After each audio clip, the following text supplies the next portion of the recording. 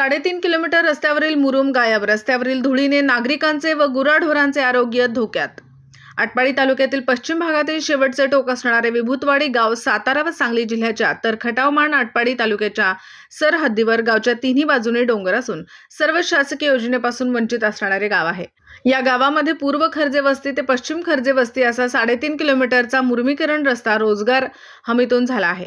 परंतु या रस्त्यावर कोणत्याही पद्धतीचा मुरुम टाकलेला नाही. संपूर्ण 3.5 किलोमीटरवर या रस्त्यावर माती भरलेली आहे.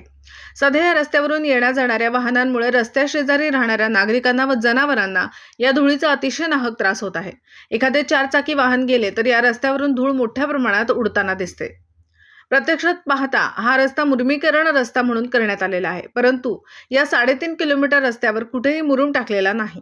या रस्त्याची बिले मात्र मुरमीकरणाची काढलेली आहेत. परंतु रस्त्यावर मुरमीकरण न टाकल्याने सध्या या रस्त्यावरून येण्या जाणाऱ्या वाहनांमुळे धुळीचा त्रास रस्त्यालगत राहणाऱ्या नागरिकांना होत आहे. याबाबत आटपाडी पंचायत समितीतील संबंधित कार्यालयाशी संपर्क साधला असता तेथील अधिकारी म्हणाले की हा रस्ता मुरमीकरण आहे व या रस्त्यासाठी 19,50,480 एवढी रक्कम खर्च झाली आहे, असे मोरगावचे गायकवाड यांनी सांगितले.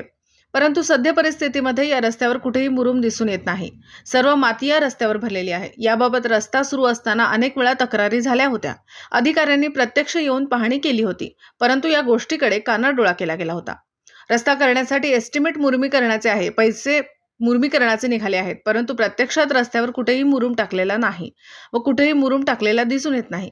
सध्या या रस्त्यावर सर्व मातीच दिसून येत आहे आणि या मातीच्या रस्त्यामुळे रस्त्यावरून ये जा करणाऱ्या वाहनांमुळे रस्त्याच्या कडेला राहत असणाऱ्या नागरिकांना व गुराढोरांना या धुळीचा त्रास मोठ्या प्रमाणामध्ये होत आहे.